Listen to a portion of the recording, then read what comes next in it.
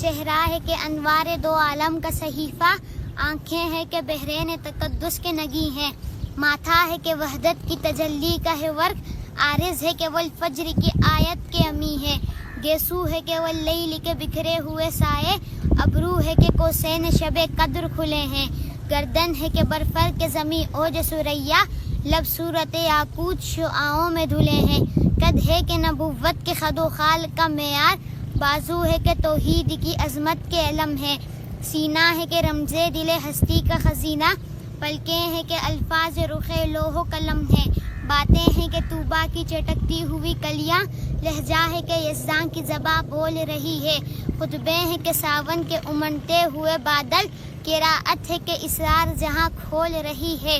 یہ دانت یہ شیرازہ شبنم کے تراشے، یاقوت کی وادی میں دمکتے ہوئے ہیرے، شرمندہ تاب لب دندان پیغمبر، حرف بسنا خوانی و خامہ بسریرے، یہ موج تبسم ہے کہ رنگوں کی دھنک ہے، یہ عکس متانت ہے کہ ٹہرا ہوا موسم، یہ شکر کے سجدے ہیں کہ آیات کی تنزیل، یہ آنکھ میں آنسو ہے کہ الہام کی رمجم، کہنے کو تو ملبوس بشر اوڑھ کے آیا، لیکن تیرے احکام فلک پر بھی چلے ہیں، انگلی کا اشارہ تھا کہ تقدیر کی ضربت، مہتاب کے ٹکڑے تیرے قدموں میں گرے ہیں، کہنے کو تو فاقوں پر گزری تیری راتیں، اسلام مگر اب بھی نمک خوار ہے تیرا، تو نے ہی سکھائی ہے تمیز من و یزداں، انسان کی گردن پہ صدا بار ہے تیرا، کہنے کو تیرا فقر تیرے فخر کا باعث، لیکن تو سخاوت کے سمندر کا کنارہ، کہنے کو تیرے سر پہ ہے دستار یتیمی، لیکن تو زمانے کے یتیموں کا سہارا۔